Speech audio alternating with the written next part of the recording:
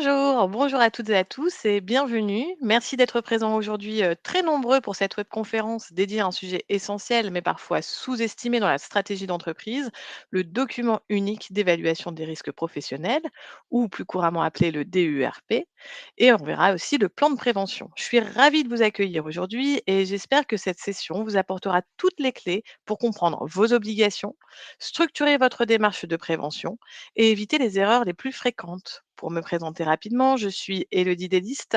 Je suis directrice marketing et en charge de l'édito chez Jury Travail et j'y suis depuis plus de 8 ans.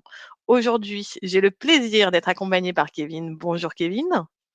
Bonjour Elodie, bonjour à tous et merci d'être une fois de plus aussi nombreux à nos webconférences. Tout à fait. Kevin est juriste spécialisé en droit du travail et chez nous depuis plus de 5 ans. D'ailleurs, si vous êtes abonné à nos services, alors il y a de fortes chances que vous l'ayez déjà eu au téléphone. Et si vous êtes fidèle à nos webconférences, vous avez sans doute déjà croisé son expertise et surtout sa pédagogie. Je suis également accompagnée par Marine. Bonjour Marine. Marine est sur le chat. Elle sera là tout au long de la session pour répondre à vos questions par écrit, relayer les questions auxquelles nous répondrons en fin de webconférence ou alors partager des documents que vous pourrez retrouver au sein de notre base documentaire. D'ailleurs, je vous le dis, toutes vos questions sont les bienvenues tout au long de la présentation. N'hésitez pas à les poser dans le chat. Marine les recueillera au fil de l'eau, nous les partagera et à la fin de la webconférence, nous pourrons y répondre. Si votre question concerne une situation personnelle ou confidentielle liée à votre entreprise, je vous invite à cliquer sur le petit bouton J'ai une question. Vous accéderez ainsi à un formulaire sécurisé et votre message sera transmis uniquement à notre équipe de juristes dont fait partie Kevin, qui vous recontactera rapidement. Pour toutes les autres questions, n'hésitez pas à utiliser le chat. Nous ferons au mieux pour y répondre pendant le webinaire ou à la fin. Et une dernière précision, le support que nous allons vous présenter aujourd'hui est conçu pour être accompagné d'explications orales de la part de Kevin. Si vous souhaitez recevoir le support ainsi que le replay, vous pouvez en faire la demande à tout moment via le bouton Je reçois le replay que vous voyez en bas de la page. Avant de commencer, je vais passer un petit peu de temps, quelques minutes, pour vous parler de Jury Travail. Jury Travail, c'est le leader de l'information juridique en ligne depuis plus de 20 ans. C'est la plateforme de référence en droit du travail et en gestion des ressources humaines qui accompagne les employeurs, les RH, les managers, les salariés, les CSE dans toutes leurs démarches juridiques. Jury Travail, c'est une équipe de plus de 50 juristes comme Lynn, qui sont tous passionnés, tous diplômés d'un bac plus 5 et qui accompagnent chaque jour nos 3000 clients dans tous les domaines de droit, droit social, droit fiscal, droit des sociétés ou droit des affaires, par exemple.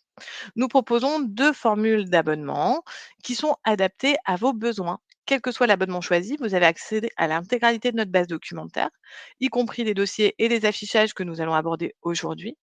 Un point important souvent soulevé par nos clients et par nos prospects, nos abonnements incluent un système d'alerte sur les évolutions des conventions collectives pour vous permettre de rester à jour en toute simplicité. Alors, si vous souhaitez plus d'informations, n'hésitez pas à nous contacter. J'en ai fini pour la présentation commerciale. Kevin, nous allons pouvoir commencer. Depuis la réforme de la loi santé qui est rentrée en vigueur en 2022, les obligations des employeurs ont évolué et la conformité ne suffit plus. Il faut désormais démontrer une véritable démarche de prévention structurée et, important, suivie dans le temps. Pendant cette session, nous allons vous guider donc pas à pas sur les bonnes pratiques à adopter, les obligations à respecter et les outils à mobiliser, quelle que soit la taille de votre entreprise. Comme je vous le disais, nous garderons également un temps pour répondre à vos questions en fin de session. Avec Kevin, nous avons préparé une webconférence en 6 parties. La première sur la définition du DURP. Ensuite, nous verrons ce que change la réforme depuis 2022, les enjeux stratégiques du DURP et comment l'articuler avec le plan de prévention. Ensuite, la manière d'identifier, d'évaluer et de classer les différents risques et les sanctions et responsabilités des employeurs. Alors c'est parti, on commence par poser les bases. Qu'est-ce que le DURP et pourquoi est-il si stratégique aujourd'hui? Exactement. La première question à se poser, c'est qu'est-ce que le DURP? Donc DURP, document unique d'évaluation des risques professionnels. Donc on dit DURP, DU, DUR, peu importe la façon dont on l'appelle dans l'entreprise. Vous êtes donc sur un document qui va présenter l'évaluation des risques pour la santé, sécurité de l'ensemble des travailleurs de l'entreprise. Donc, c'est un véritable outil de prévention des risques au sein de l'entreprise, un outil indispensable parce que c'est cet outil qui va identifier, évaluer et réduire, voire éliminer l'ensemble des risques auxquels sont exposés les travailleurs. Donc ce DURP, pardon, il va justement en fait être basé sur un ensemble de principes dont le but va être d'éviter les risques, d'évaluer ces risques, de les combattre à la source et de tenir compte de l'évaluation de la technique, des produits, des procédés qui peuvent justement faire apparaître ou disparaître un ou plusieurs risques. Donc tout cela, on fait ça donc dans ce document unique qui va permettre cet inventaire des dangers et les solutions à y apporter. D'accord. Je suis désolée, donc il y a des questions parce que, à quelle heure pensez-vous commencer? En fait, on a déjà commencé, j'en déduis que vous, ne nous entendez pas. Bonjour, nous avons commencé. Voilà. Heu, ah bah, voilà, il y a Daniel qui est, chez, Webikeo et qui va répondre à vos questions. N'hésitez pas à rafraîchir votre page. Tout marche chez moi, j'ai dû recharger la page pour que ça marche. Idem, rien ne se passe. Il faut actualiser la page. Bon, je vous laisse voir avant de passer, à la question suivante, Kevin. Oui. Merci Nélia. Qu'est-ce qu'une unité de travail? Alors, l'unité de travail, ça va être le fondement de votre DURP. Pour pouvoir évaluer les risques, euh, vous allez avoir en fait, vous n'allez pas pouvoir évaluer les risques sur l'ensemble de l'entreprise parce que vous allez avoir des salariés, des travailleurs qui vont être exposés à différents risques en fonction de leur poste. Donc, l'intérêt de cette unité de travail, c'est de pouvoir évaluer les risques en fonction d'une catégorie de salariés. C'est donc ça l'unité de travail. Cette unité de travail, elle doit être définie par l'employeur, D'accord.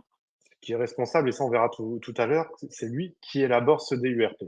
Donc, il faut évaluer ces unités de travail qui vont en fait viser un atelier, un ensemble de salariés qui vont travailler dans quelque chose d'assez similaire et donc qui vont faire partie de la même unité, donc vivre les mêmes risques. Il est évident que, par exemple, on va prendre l'exemple de jury travail, Mmh. euh, très mauvais exemple, on a Ah! des risques assez similaires. Dans la grande distribution, vous allez avoir des risques, par exemple, sur de la mise en rayon qui vont être totalement différents d'un risque sur du personnel en caisse. Donc, vous allez avoir, dans ce cas-là, deux unités de travail, la caisse, votre mise en rayon. Et ça se trouve, peut-être trois, parce qu'au niveau de votre mise en rayon, vous allez peut-être avoir plusieurs unités de travail avec des risques qui pourraient être différents en fonction, par exemple, de la lourdeur des palettes, la présence de transpalettes électriques, par exemple, ou pas, du poids des colis. Les risques ne sont pas forcément les mêmes. Donc, c'est pour ça qu'il est essentiel de bien évaluer cette unité de travail afin de pouvoir évaluer les risques au sein de chaque unité de travail. C'est le premier travail à faire, c'est évaluer ces unités de travail. D'accord. Nous, par exemple, si je prends l'exemple de Jury Travail, on est dans 3 entreprises différentes, 3 établissements différentes, hein. Toi, tu es à La Rochelle, moi, je suis à Nanterre et nos collègues sont à Clermont-Ferrand. Mmh. Mais les risques sont les mêmes. Est-ce que, les unités de travail sont les mêmes ou est-ce qu'on en fait par site? Très bonne question. En Mmh. fait, les unités de travail ne pourront pas être les mêmes parce qu'en fait, il y a des risques qui vont différer du fait de la nature du bâtiment déjà. Oui, On peut avoir un exemple, par exemple, nous, sur notre site de La Rochelle, on a l'entrée qui donne en plein sur une piste cyclable qui a été faite vraiment pile devant l'entrée. d'accord, Et il y a un risque de collision en sortant avec des vélos. D'où le fait que la solution a été de nous faire passer par la sortie de secours, par l'arrière. d'accord, Donc, chaque établissement, en fait, va avoir ses propres risques, même si on va être sur le même type, parfois, de travail, avec les mêmes risques qu'on verra tout à l'heure, où là, on va être essentiellement sur des problématiques liées à l'écran, à la position assise. Vous allez aussi avoir tout un tas de risques qui vont être associés au bâtiment en lui-même et qui vont complètement différer. d'accord. Très clair. Merci beaucoup, Kevin. Donc on a vu une unité de travail. Maintenant, quelles entreprises sont concernées par le DURP? Alors, la réponse, elle est simple, c'est toutes. Il n'y a D'accord, pas d'exonération, il n'y a pas d'effet de seuil. Dès lors qu'il y a le premier salarié embauché dans l'entreprise, ça fait partie des choses à faire. Donc, dès lors qu'on embauche son premier salarié, eh ben, on a tout un tas de choses à faire, que ce soit au niveau de l'affichage obligatoire, du DURP, contacter l'inspection du travail pour qu'on vous envoie toutes les coordonnées, etc., etc.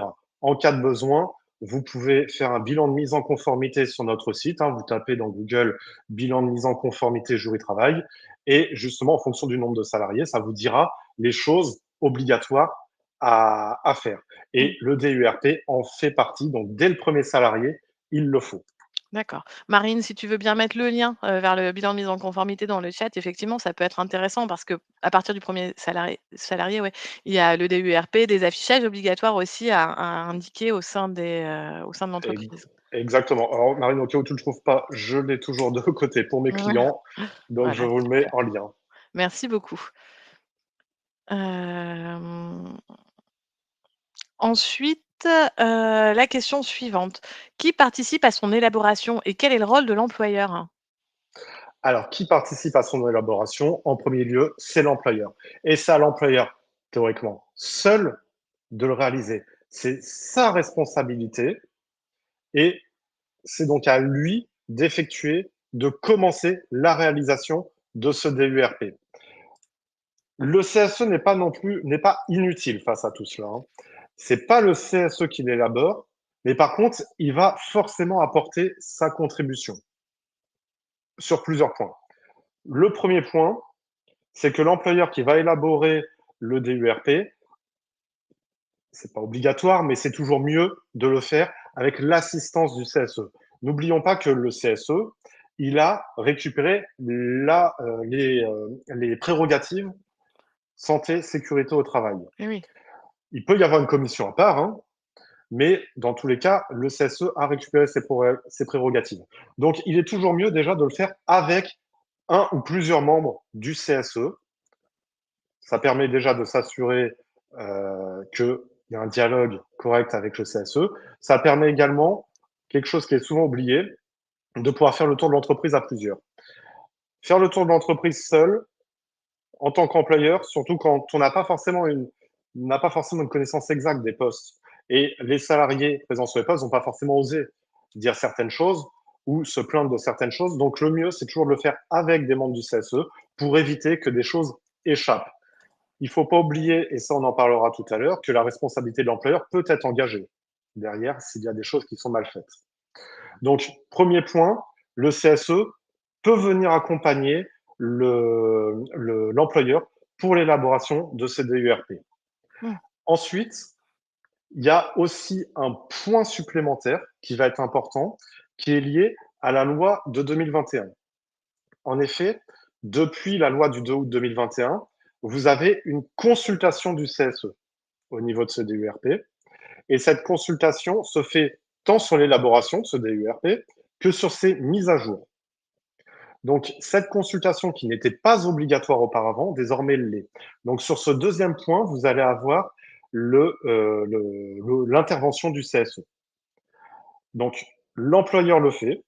Il peut se faire accompagner du CSE. Il est même recommandé qu'il se fasse accompagner du CSE. Le CSE, de toute façon, sera consulté par la suite. Et si jamais il n'y a pas de CSE dans l'entreprise, il ne faut pas hésiter à se faire accompagner des salariés qui sont en poste pour voir quels sont les risques qu'ils pourraient envisager et qui n'auraient pas forcément été identifiés par l'employeur. J'espère que vous avez réglé les problèmes Ouais, de son ou autres. On est heu, vraiment désolé, hein, il y a un petit je souci visiblement. Je ouais, je suis désolée, il y a Daniel qui est là, c'est l'assistant Webikeo et qui nous aide d'habitude et là, il est parti, il est revenu donc je sais pas trop ce qui se passe. On est vraiment désolés, j'espère que vous avez pas tout raté. Normalement, tout est enregistré donc on pourra, vous renvoyer le lien, du webinaire comme ça vous aurez accès à la partie où laquelle, ça n'a pas pu marcher. Donc il y avait quand même des questions, Kevin, je me permets juste, Mmh, des entreprises qui sont trop petites et qui n'ont pas de CSE. mmh. Dans ce cas-là, ils le font tout seuls et ils demandent à des salariés peut-être volontaires ou des managers de les aider à l'élaboration. Parce qu'en fait, quand on dit que c'est l'entreprise qui fait, qui est en charge de la rédaction du DURP? C'est l'employeur. C'est C'est l'employeur. l'employeur, mais c'est totalement vrai. Il n'y a pas de CSE, il ne faut pas hésiter à demander aux salariés quels risques ils ont pu voir. Parce que on ne se rend pas forcément compte de certains risques. On va reprendre notre exemple au niveau de la grande distribution. Vous allez avoir votre salarié qui va faire de la mise en rayon. Bon, ben, on imagine de suite les problèmes de troubles musculo-squelettiques liés au port de certains poids, les risques de collision qu'il pourrait y avoir au niveau des transpalettes, mais peut-être que le salarié a remarqué d'autres choses. Par exemple, je vous donne un exemple bateau, ça va être le filmage des palettes qui ne serait pas suffisamment correctement fait par les centrales d'achat, qui pourrait représenter un risque d'avoir les colis qui vous tombent dessus. Eh oui. Donc ça, il ne faut pas hésiter à faire le tour des salariés pour leur demander clairement, est-ce qu'il Mmh. y a eu un risque? Est-ce que vous avez rencontré un risque? Est-ce que vous avez des idées de risques qui pourraient vous arriver? Le but n'étant pas de fliquer, mais le but étant tout simplement d'évaluer pour essayer de trouver des solutions. Bien sûr. Donc, on va repartir sur la question des membres du CSE parce que, en fait, on voudrait aller plus loin. Quel est le rôle des membres du CSE dans l'élaboration et aussi la mise à jour, parce qu'on verra, c'est important, du DUERP? Exactement.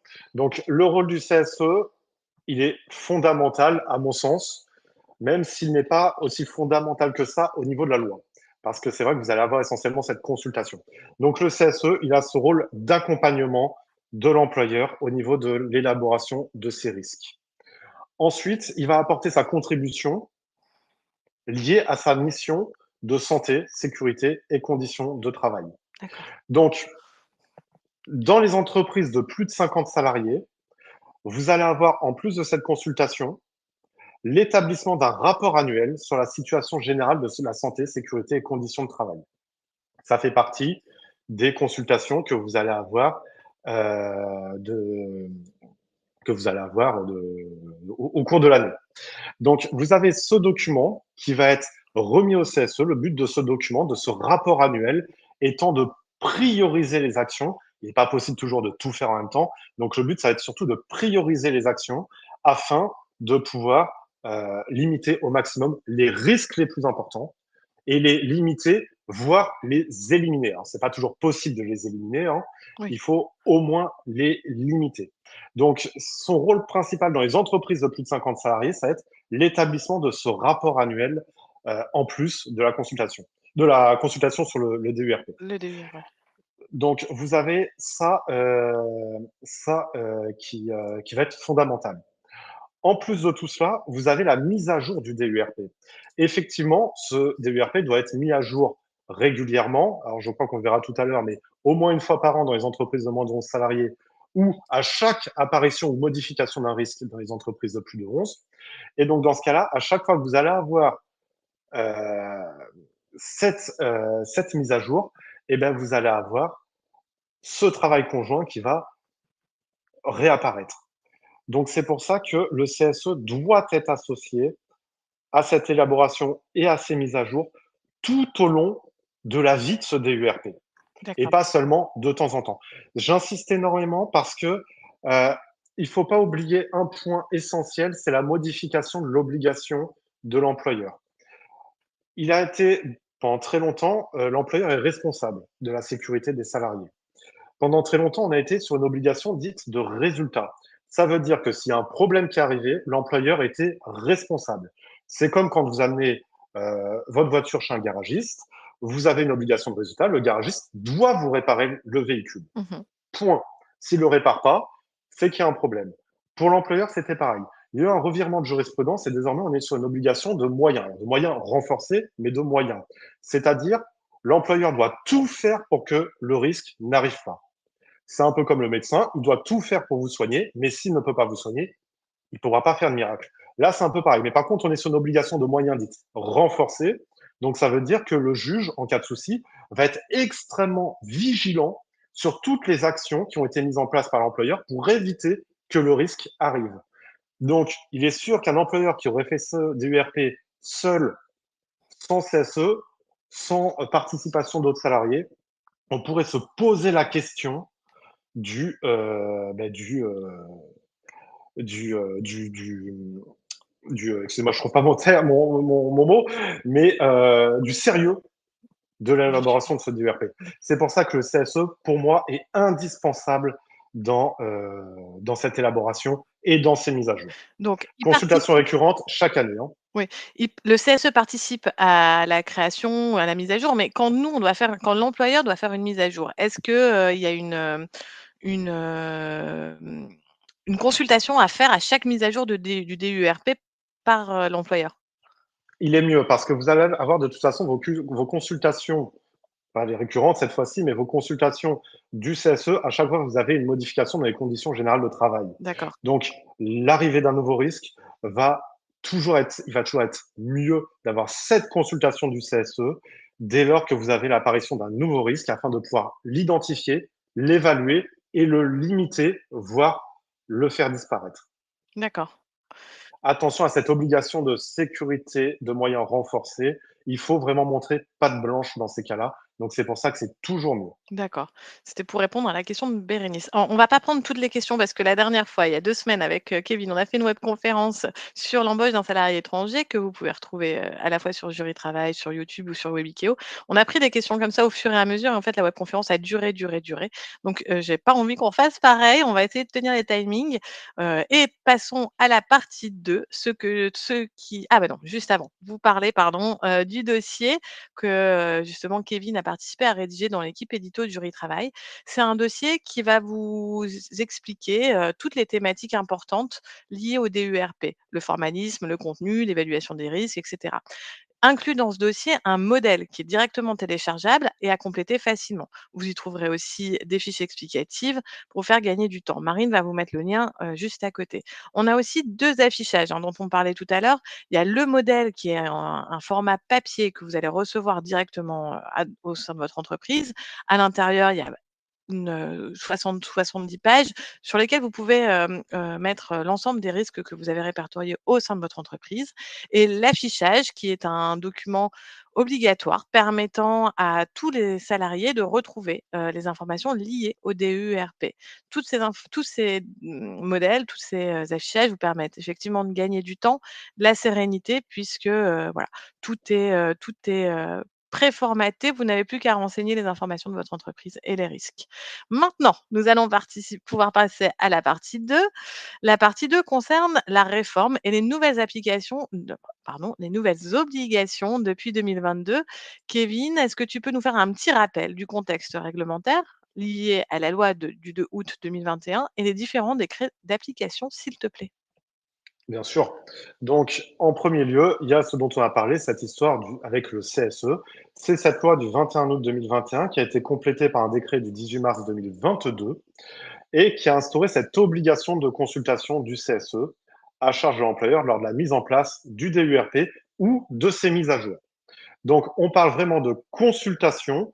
Et comme j'ai pu voir passer dans le chat, on est vraiment sur une véritable consultation. Donc, il y a un avis à rendre Oui, au final. Cet avis, pour rappel, le CSE a un mois pour le rendre. Il peut le rendre immédiatement, mais il peut utiliser l'ensemble de son mois, euh, un mois passant à deux, en cas de recours à une expertise. Donc, vous allez avoir un rôle du CSE qui va varier en fonction de l'effectif de l'entreprise. Donc, entre 0 et 11, j'en parle pas, il n'y a pas de CSE, dans la mesure où le CSE mis en place de façon volontaire n'existe pas au niveau de la loi. Donc, on va vraiment être entre 11 et 50 salariés où vous allez avoir vraiment un rôle de promotion de la santé, sécurité, amélioration des conditions de travail. Et dans les entreprises de plus de 50 salariés, le CSE va véritablement être en charge de l'analyse des risques auxquels peuvent être exposés les travailleurs et les effets de cette exposition. Pourquoi on dit qu'il est en charge? C'est tout simplement qu'on sera dans le cadre des consultations récurrentes. Donc, il y aura une véritable consultation dédiée à ça, au moins une fois par an, avec la remise de ce rapport annuel. Donc, on va vraiment avoir cette distinction moins de 50, plus de 50 salariés, où vous allez avoir forcément un rôle accru dans les entreprises de plus de 50 salariés, un rôle diminué dans les entreprises de moins de 50. Après, les entreprises de moins de 50, il faut quand même inviter l'employeur. J'invite vraiment l'employeur à ne pas hésiter à faire participer activement les membres du CSE. mmh, Je redis, obligation de sécurité moyen renforcée, il faut montrer patte blanche dans cette élaboration. Donc ça, c'est le premier point. Le deuxième point, c'est quelque chose d'un peu plus récent. C'est une nouvelle obligation qui existe depuis le 5 juillet 2024 sur une liste de traçabilité de l'exposition des travailleurs.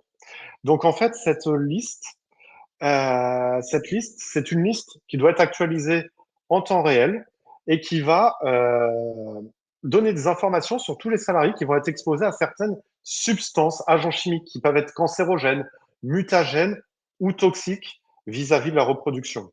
Donc ça doit indiquer pour chaque travailleur les substances auxquelles le travailleur est exposé, ainsi que les informations sur la nature de cette substance, la durée et le degré de son exposition, si cela est possible.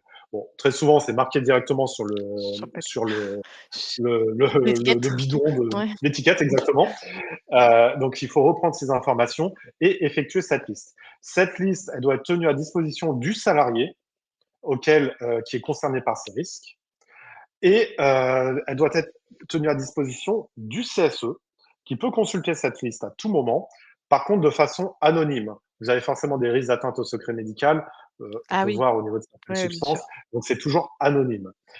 Donc il faut faire attention au niveau de cette liste parce que cette liste et ces actualisations sont communiquées au service de prévention et de santé au travail et sont versées au dossier médical du salarié. Et elle doit être conservée par votre service de santé au travail pendant 40 ans.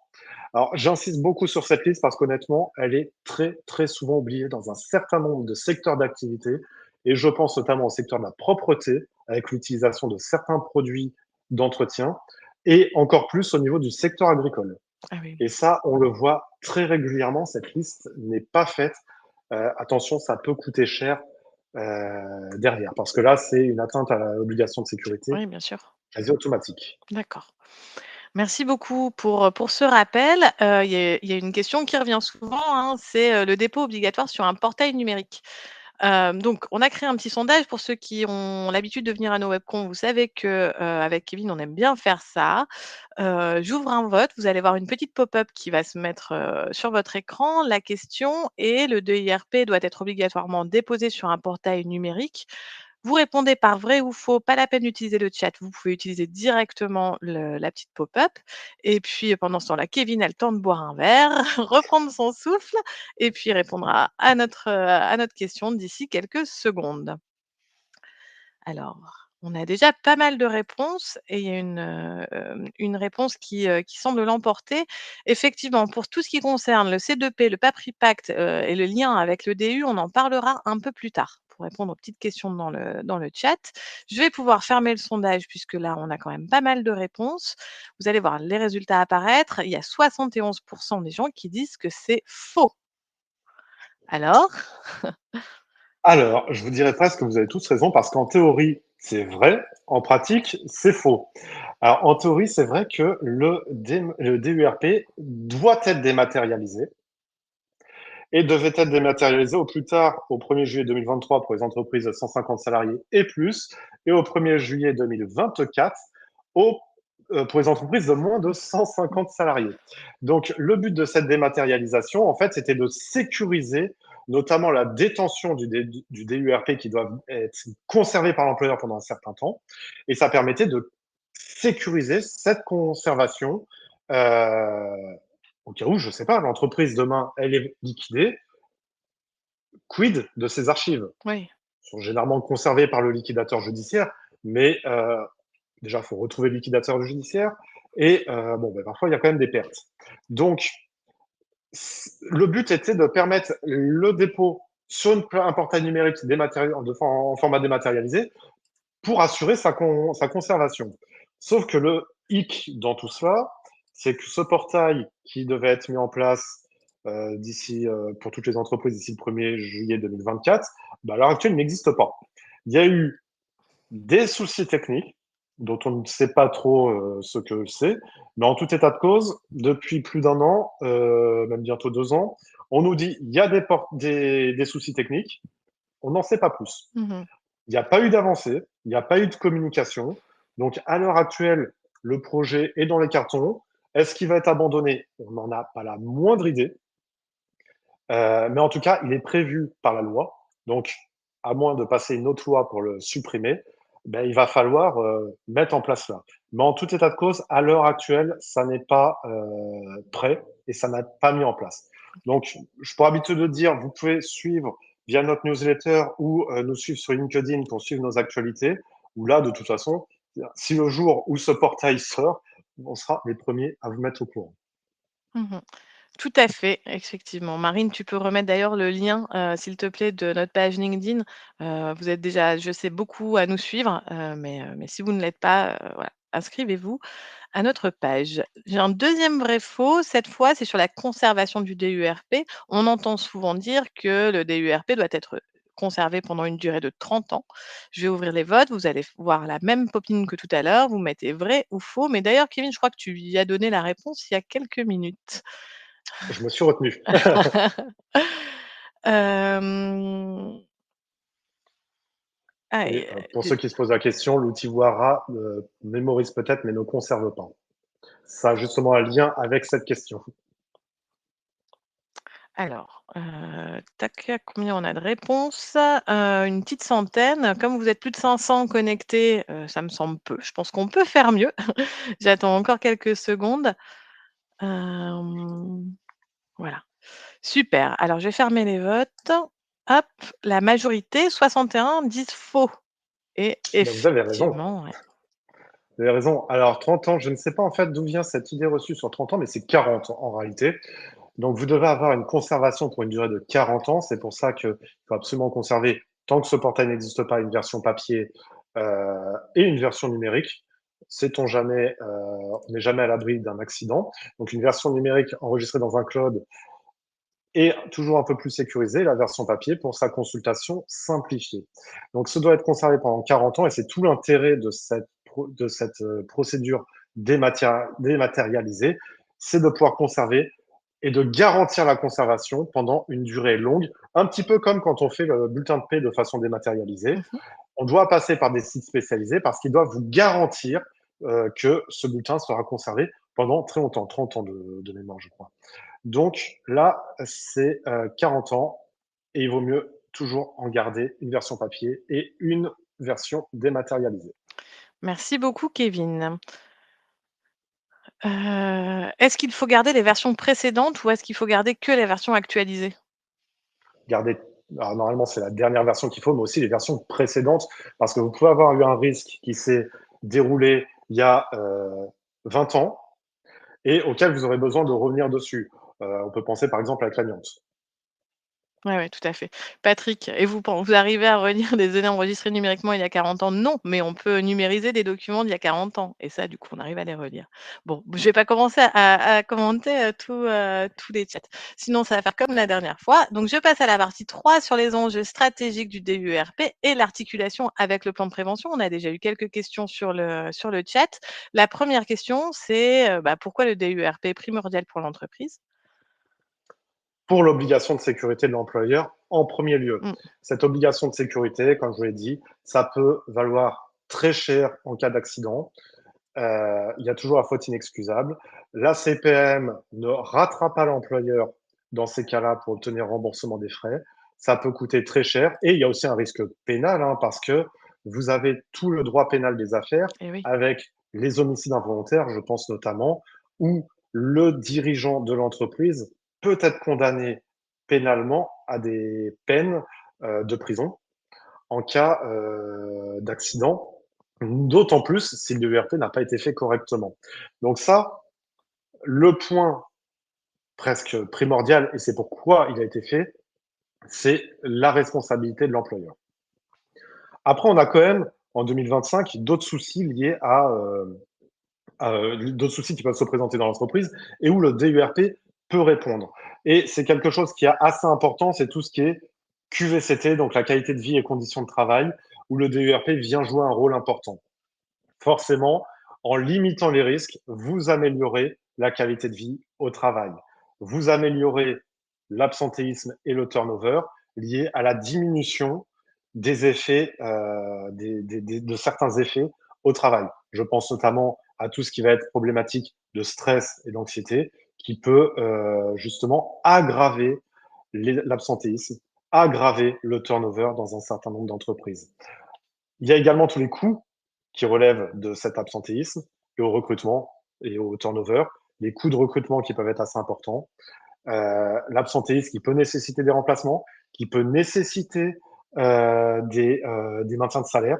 Donc tout ça a un coût assez important pour l'entreprise et limiter les risques, notamment les risques anxieux, je pense, qui sont très souvent liés au turnover, à l'absentéisme, est assez important. Et le DURP est là pour ça.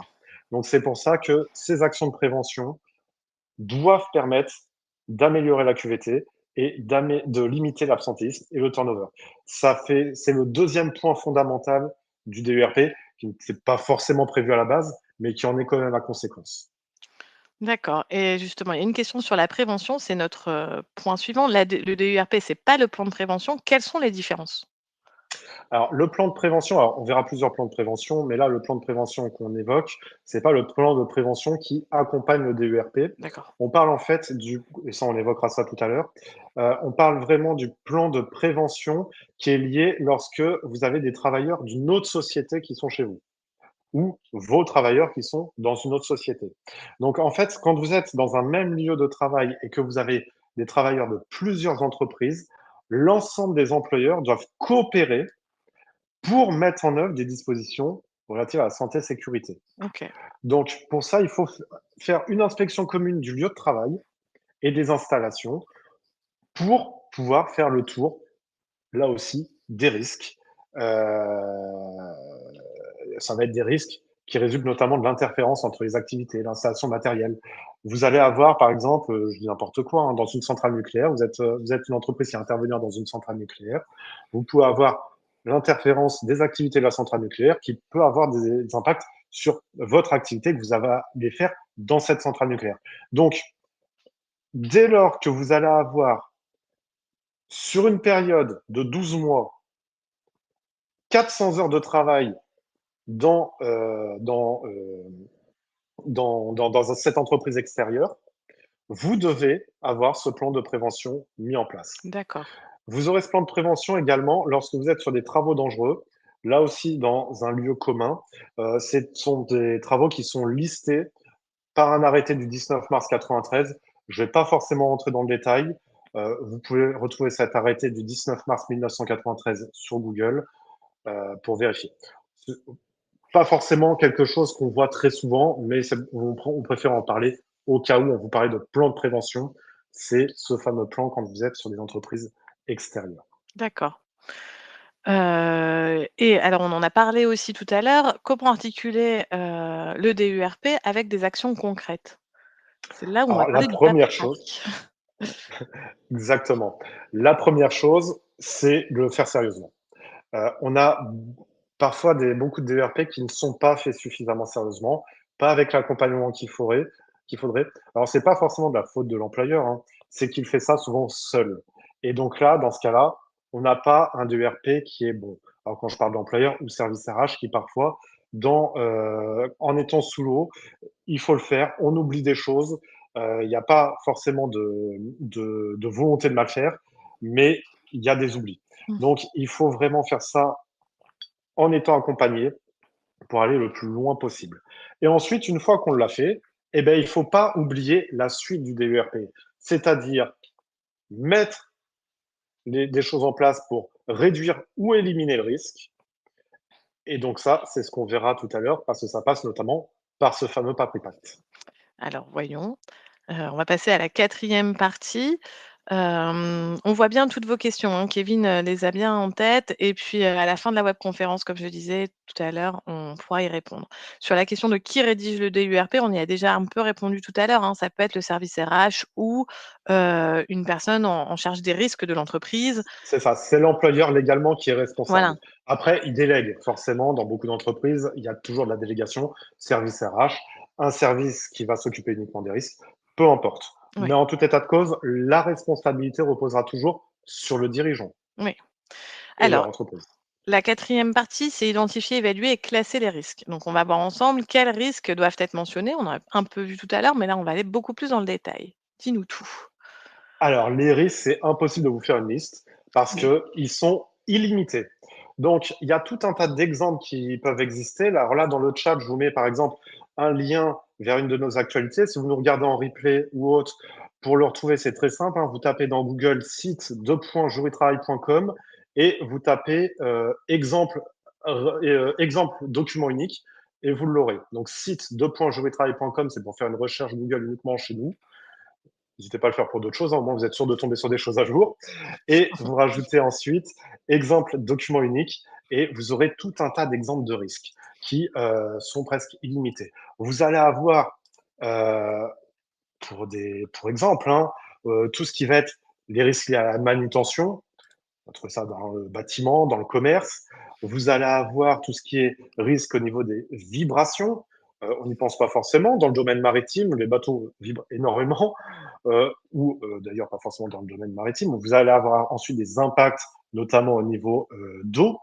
Tout ce qui va être les chutes, et donc ça, vous le trouvez à peu près dans, quoi, je vais pas dire dans toutes les entreprises, mais dans beaucoup. Vous avez les chutes évidentes quand vous êtes sur des métiers du bâtiment ou vous travaillez sur les toits. Vous allez avoir les chutes beaucoup plus bêtes, bêtes entre guillemets, dans une entreprise. Alors vous avez un escalier. Mmh. Et donc là se pose la question de la présence d'une main courante, par exemple. Mmh.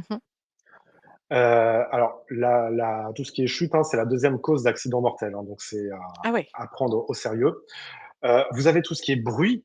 Là, par exemple, nous, chez Jeux Travail, on a un casque. Donc, il peut y avoir des problématiques au niveau du bruit, tout ce qui va être centre d'appel, tout ce qui va être bâtiment. Bâtiment, les URP sont souvent très longs. Hein. Le risque routier, dès lors que vous allez avoir des véhicules qui sont utilisés. Les risques thermiques, que ce soit dans des aciéries, les pompiers, les soudeurs, des verriers. Le travail sur écran, ça, le travail sur écran, c'est un risque très fréquent, mais qui est par contre très facile à réduire avec des filtres à lumière bleue qui peuvent se télécharger. Donc, tout ce qui est risque sur écran, lié à la fatigue visuelle, maux de tête, etc., etc. Quand on a sur du travail sur écran, ben souvent, il y a le siège. Donc, est-ce que vous êtes sur des sièges ergonomiques ou pas? Tout ce qui est risques psychosociaux.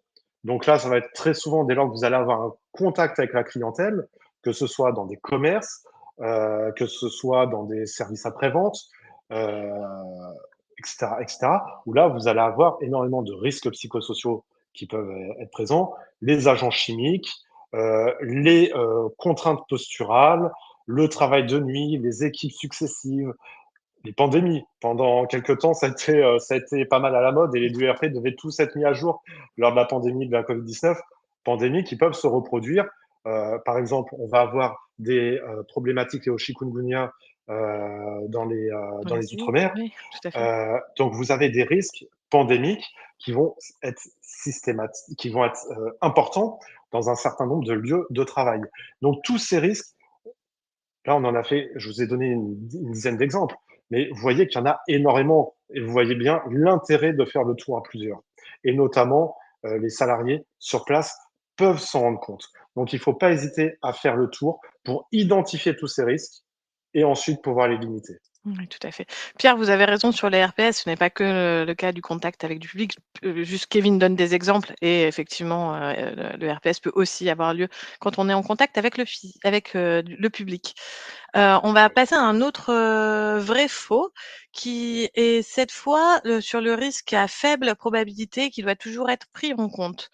Je le lance, donc maintenant vous avez l'habitude, hein, vous voyez la petite pop-up qui s'est, ouverte. Vous pouvez répondre directement par vrai en cliquant sur vrai ou faux sur la petite pop-up et puis voilà.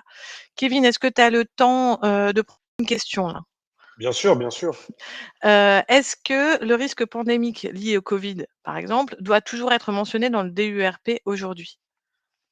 Alors, le Covid n'a pas disparu, on n'est pas sur les mêmes problématiques qu'il y a quelques Mmh. temps. Bah, après, c'est vrai que les risques Covid, grippe n'ont pas disparu. Euh, Est-ce qu'on les met? C'est un petit peu la question qu'on vous pose. On est sur un risque de faible probabilité. Est-ce que ça vaut le coup de le mettre ou pas?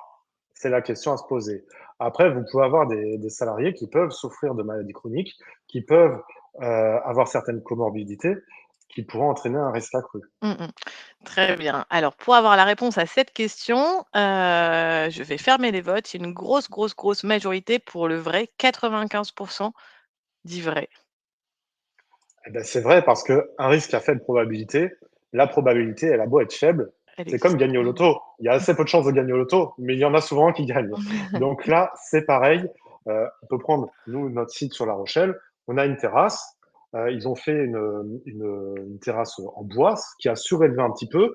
Et donc le mur, bon, il n'y a qu'un étage, hein, donc c'est pas non plus une tour, mais le mur se retrouve beaucoup plus près du sol. Il suffit que quelqu'un s'assoie à ce niveau-là, pour X ou Y raison, bascule en arrière, ben là, on a un risque Oui, oui. qui est très peu probable, mais qui pourrait arriver. D'accord. Et donc, ce risque pourrait être mentionné au DERP, et la solution dans ce cas-là serait de mettre des barrières Derrière. pour éviter de s'asseoir. Bon, après, parfois, il peut y avoir d'autres problématiques lorsque l'entreprise est locataire et qu'il faut l'autorisation du propriétaire. Donc, il y a toujours essayé, on peut avoir des solutions, mais ces solutions ne sont pas toujours faciles à mettre en place. Mmh. Merci beaucoup Kevin pour cet exemple que tu vis au quotidien. Quelle est la méthode d'évaluation utilisée que tu peux nous partager? Bien sûr. Alors, je précise, hein, pour inquiéter personne, personne n'est tombé Non. de la terrasse de jury travail à l'heure actuelle. Donc, au niveau de la méthode d'évaluation, donc en fait, il faut lister, quand vous avez un DURP, je ne sais pas si tu as une image, je crois, Ouais, derrière, tout à fait. qui peut présenter notre exemple de DURP. Donc, vous listez en fait vos risques. Vous avez vos dommages ou lésions éventuelles qui pourraient arriver, votre fréquence d'exposition, improbable, peu probable, très probable. Donc forcément, ça va vous permettre de hiérarchiser vos risques. Votre gravité du risque, si c'est se risquer une foulure ou risquer de se tuer, vous allez avoir une gravité forcément complètement différente qui va prioriser les solutions. Le nombre de salariés exposés aussi, plus vous avez de salariés exposés, plus vous avez de chances que votre risque arrive. Vos dispositifs de sécurité existants, qui ont déjà été mis en place dans le cadre d'un précédent DURP, par exemple, Mmh. et peut-être que ce dispositif n'a pas éliminé le risque. Et votre niveau de priorisation, une fois que vous avez fait tout ça, vous pouvez prioriser euh, votre, euh, votre, euh, vos risques pour pouvoir y apporter des solutions. Donc, vous voyez à ce niveau-là où sur chaque unité de travail, vous allez avoir votre tableau que vous allez remplir afin de prioriser pour chaque unité de travail et trouver des solutions. En voyant ça, je trouve qu'on voit de suite comment ça fonctionne. Donc vraiment, on identifie, on priorise, on règle. Très clair. Merci beaucoup Kevin. On va pouvoir passer à la 5e partie sur justement, maintenant on y va, on le rédige, on le met à jour, un DURP conforme. Est-ce qu'il faut une forme particulière déjà? Alors non, il n'y a pas de formalisme en particulier. C'est pour ça que parfois ça peut être un petit peu problématique quand on n'a pas vraiment quelque chose qui est fait par un arrêté comme un arrêt de travail, il est fait par un arrêté, donc on ne sort pas des lignes. Donc là, il faut que vous preniez un modèle. Donc on a par exemple ce modèle dans notre dossier, que vous pouvez télécharger aussi sur notre site Jury Travail. Et vous allez par contre avoir des mentions obligatoires. Donc les mentions obligatoires, ça va être les coordonnées de l'entreprise ou de l'établissement, le nom et les coordonnées des responsables, la liste des unités de travail et le descriptif pardon, de ces unités, la liste des dangers par unité de travail, le résultat de l'évaluation par unité de travail et par danger, ainsi que le plan d'action détaillé où il est recommandé de le faire apparaître et de faire figurer des mesures générales dites de prévention. Ça, on verra ça tout à l'heure. Donc, vous faites votre DURP de cette façon, vous remplissez bien tout cela, et puis vous n'hésitez pas à utiliser un modèle pour, euh, pour être sûr de rien oublier. Très clair. Merci beaucoup Kevin. Hop, excusez-moi, j'ai un petit voilà. Heu, la deuxième question, donc le dossier, voilà et la 2e question, c'est, quelles sont les erreurs fréquentes à éviter? Alors, il y a plusieurs erreurs à éviter. La première, c'est de ne pas considérer ce DERP comme une solution de prévention, mais comme une obligation imposée par la loi. Quand on part vraiment sur l'obligation, on le fait de façon presque repoussoire, donc on le fait mal. Donc il faut vraiment voir ça comme une solution, comme quelque chose d'important dans la lutte pour éviter d'engager la responsabilité de l'entreprise, pour éviter aussi d'augmenter son taux ATMP, hein, parce que vous avez quand même pas mal Mmh. d'entreprises dont le taux ATMP est susceptible d'augmenter en fonction des maladies professionnelles déclarées ou des accidents du travail. Et tout ce qui est donc QVCT, dont on a évoqué tout à l'heure. La deuxième erreur, c'est de zapper les mises à jour. Donc, pour rappel, moins de 11 salariés, c'est une mise à jour par an. Plus de 11 salariés, c'est une mise à jour à chaque nouveau risque.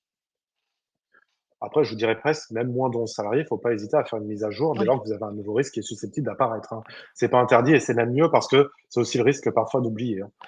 Donc, pas hésiter à le faire systématiquement. Et s'il y a pas de nouveaux risques, de toute façon, tous les ans, on regarde. Tous les ans, on regarde, on refait le tour et honnêtement, des risques, vous en trouverez toujours. D'accord. C'est vraiment illimité, hein, ces risques, hein. Heu, je peux vous donner un exemple d'un risque auquel on ne pense pas forcément. On est au printemps, vous avez beaucoup de problématiques liées au pollen. Vous pouvez avoir des personnes allergiques. L'allergie peut aller jusqu'à un choc je trouve plus je vais plus trouver le mot, mais à une allergie grave. Oui. Et vous allez avoir des essences d'arbres qui ont pu être à la mode à certaines époques, mais qui sont extrêmement allergisantes. Alors bon, pas me faire forcément que des amis au niveau des amis de la nature, mais dans ces cas-là, il ne faut pas hésiter à les abattre, à les remplacer par des essences moins allergisantes. Mmh. Quelque chose qui se fait beaucoup dans beaucoup de villes parce que vous avez eu des arbres plantés qui sont très proches des habitations, mais parfois vous pouvez être dans des usines où vous avez des essences d'arbres qui ont été plantées et qui peuvent être extrêmement allergisantes. Anaphylactiques, merci Magali, j'avais plus le mot. Donc, malheureusement, oui, vous avez des essences d'arbres qui parfois, il vaut mieux les abattre pour éviter un certain nombre de problématiques, surtout quand vous avez en fait ces mêmes essences qui sont alignées, toutes alignées. Alors Mmh. ça, c'est un problème qu'on peut voir dans certaines, notamment dans certaines usines, ce qui peut poser problème. Après, quand c'est pas vos arbres et que c'est dans la voie publique, il faut vérifier l'aération et surtout la fréquence du ménage et les filtres HPA sur les aspirateurs.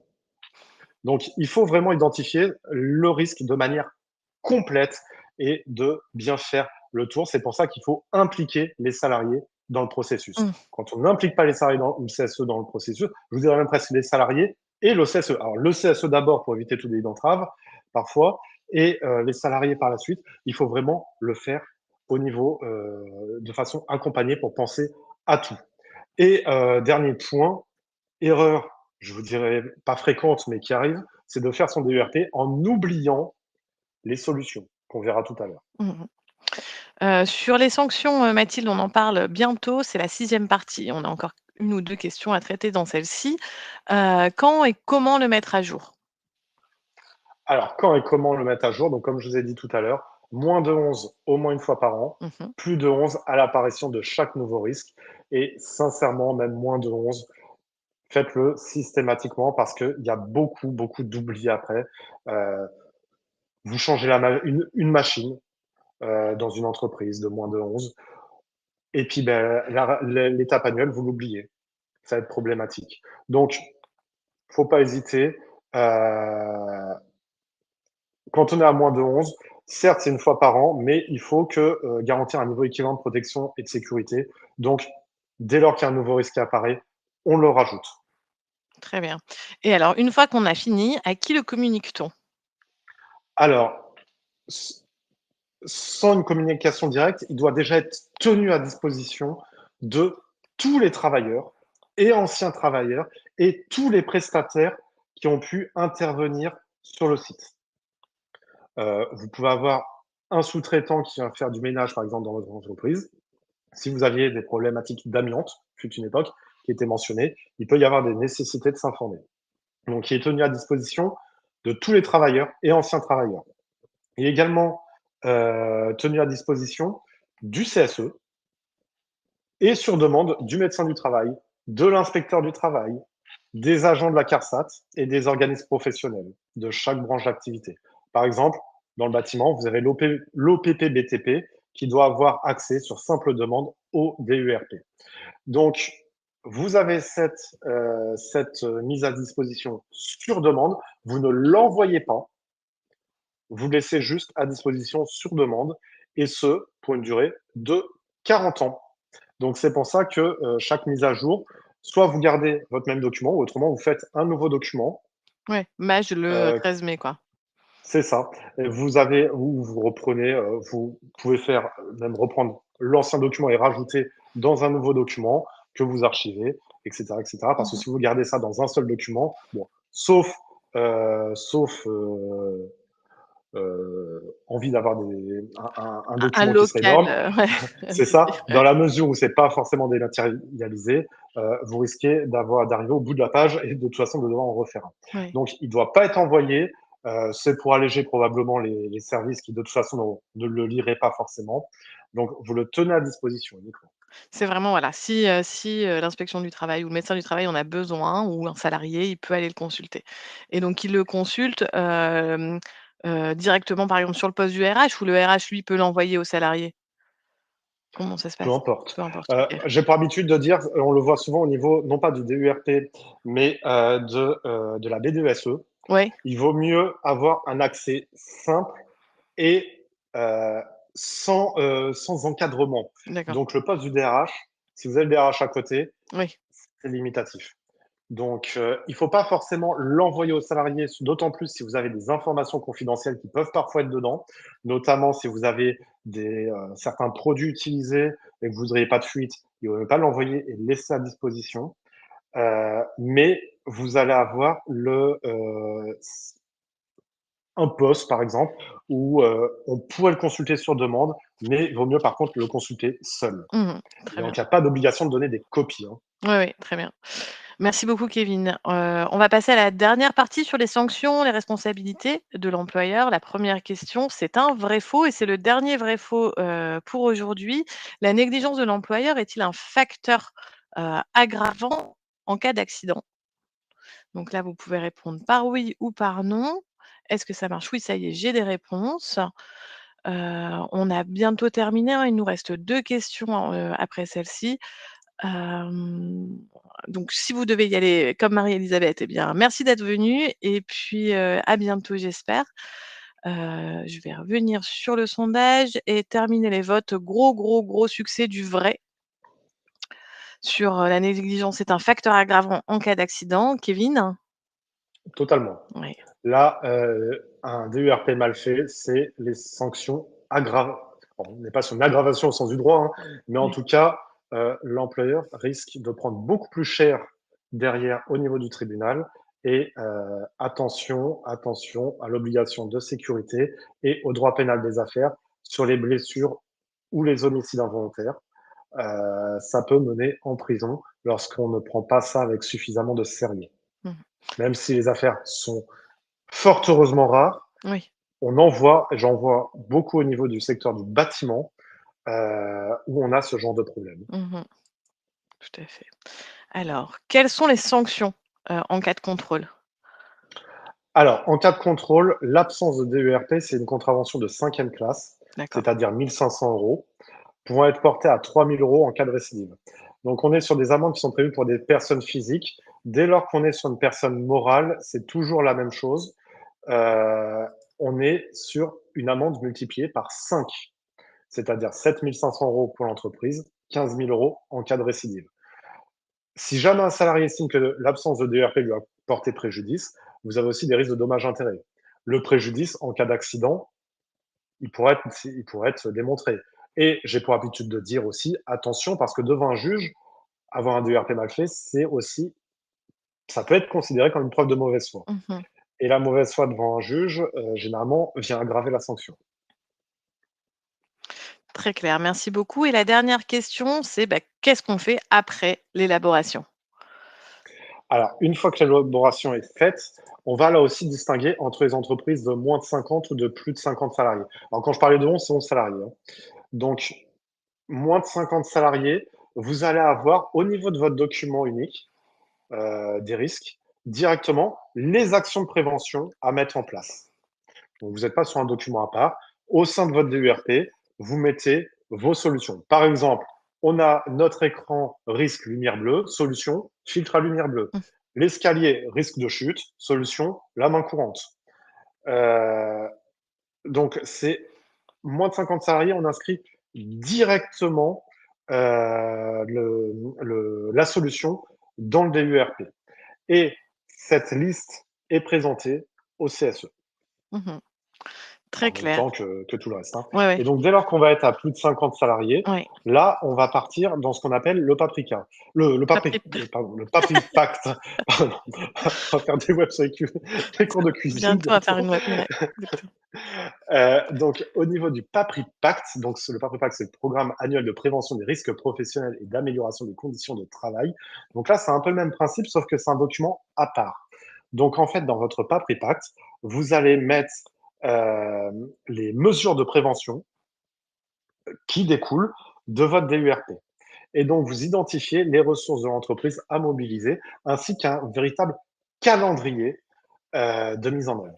Donc, ce Paper Pact, vous le présentez au CSE dans le cadre de la consultation sur la politique sociale de l'entreprise, cette consultation récurrente qui a lieu chaque année, et ça permettra de faire le bilan des risques et des actions qui ont été mises en place au cours de l'année. Donc, ce Paper Pact, on entend assez peu parler. C'est très compliqué d'avoir un modèle et vous trouverez rarement des modèles de Paper Pact parce qu'en réalité, votre Paper Pact, il va dépendre entièrement des risques que vous avez identifiés dans votre DURP. Donc, pour l'élaboration de votre Paper Pact à plus de 50 salariés, vous prenez votre DURP et au niveau de chaque risque qui en ressort, vous listez les mesures à mettre en place, les conditions d'exécution et l'estimation du coût de cette mise en place. Et là, vous aurez votre papier pacte. D'accord, merci beaucoup Kevin. On va passer peut-être, il est 15h01, donc on peut peut-être prendre, 1 ou 2 questions. Alors je vois qu'il y a encore des problèmes de son, d'un seul coup ça a été coupé. Je sais pas si vous pouvez dire dans le chat si pour vous c'est bon. Par exemple, il y a eu beaucoup de questions, auxquelles on n'a pas répondu pour le cas des salariés en 100 télétravail. Comment ça se passe? Alors, en télétravail, vous avez des risques qui doivent être pris en compte. Donc, vous avez une unité de travail au niveau de vos salariés en télétravail. Et là, les risques, bon, très souvent en télétravail, vous allez avoir toujours les mêmes risques. L'écran filtre à lumière bleue, le siège ergonomique. Attention, l'employeur doit fournir le matériel, hein. Et donc, parfois, et notamment dans les chartes ou les accords télétravail, on peut prévoir une prise en charge d'une partie du matériel, du siège ergonomique, par exemple, du salarié. On fait 50-50 parce que le salarié restera propriétaire du siège, par exemple. Et attention sur le télétravail, on a les risques parfois familiaux auxquels on ne pense pas forcément. Le télétravail, vous avez des risques au niveau de l'égalité entre les hommes et les femmes, parce que vous avez le risque du télétravail, c'est bon, ben, vous allez avoir au niveau des femmes qui parfois vont être envoyées plus souvent en télétravail parce que quand il y a des problématiques de garde d'enfants, Mmh. vous avez les risques en termes de violence intrafamiliale. Donc tout ça font partie des risques que vous allez avoir en télétravail qui peuvent être mentionnés au niveau des DURP. Bon, là par contre, au niveau des solutions, on est sur quelque chose d'un peu plus complexe, mais c'est pour ça qu'il faut toujours prévoir une ligne d'écoute envers un manager Eh oui. rapide et direct. Il y a Aurélie qui pose la question aussi de savoir si le Papri Pacte est obligatoire. Il me semble que c'est en fonction Oui. du nombre de salariés. Dès lors qu'il y a plus de 50 salariés, il y a forcément le Papri Pacte qui découle de votre DURP. Voilà, merci beaucoup. Alors une autre question, c'est une question de Philippe, l'absence de mise à disposition du DURP auprès du CSE constitue-t-il un délit d'entrave? Ça pourrait, effectivement. Le délit d'entrave, vous êtes sur une infraction pénale, donc il faut toujours prouver au moins l'élément moral. Une infraction pénale, il faut la volonté de la commettre, sinon elle n'existe pas. Alors ça peut paraître bizarre, hein.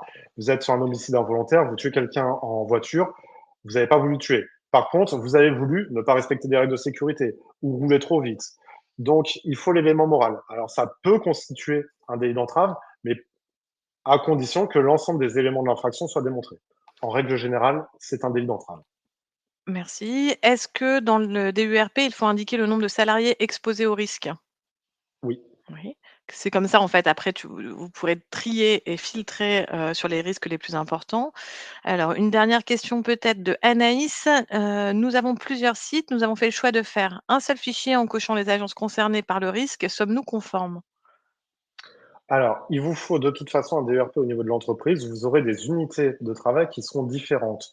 Il est toujours mieux de le faire par établissement Mmh. parce que vous risquez en fait, quand vous en avez un, c'est souvent élaboré de la part de l'établissement principal et vous avez souvent des oublis. Le mieux, c'est de le faire par établissement. Mais en tout état de cause, il vous faut au minimum vos unités de travail qui vont différer en fonction des lieux. D'accord et la dernière question concernant les établissements encadrant des travailleurs, en situation de handicap, type ESAT, est-ce que le DURP les concerne? Alors la question est intéressante parce que les travailleurs dans un ESAT ne sont pas des salariés. Vous êtes sur quelque chose de très particulier. Vous avez de toute façon dans votre ESAT forcément des salariés au niveau de l'encadrement. Donc vous devez avoir un DURP. Ensuite, vous allez avoir des risques liés aux travailleurs, aux salariés, mais vous avez aussi un risque au niveau des travailleurs. Et là, les membres de l'ESAT, les personnes handicapées sont des travailleurs. Donc il vaut mieux les inclure. Mmh, d'accord. Alors, il y a Rubin qui a une entreprise avec 24 sites. Est-ce qu'il doit faire 24 DURP? Alors là, il faudrait voir un petit peu plus dans le détail de vos sites. C'est toujours mieux d'avoir vos DURP au niveau de chaque établissement, chaque entreprise, alors surtout si vous n'êtes pas sur des établissements secondaires. Après, quand vous êtes sur des simples bureaux ou autres, il faut toujours voir la situation. Mais gardez à l'esprit, vous allez de toute façon avoir vos unités de travail qui seront différentes. Donc, soit vous faites plusieurs DURP, soit vous allez avoir plusieurs unités. Oui, Mais c'est de ça. toute façon, vous aurez toutes vos unités au sein du même DURP. Ça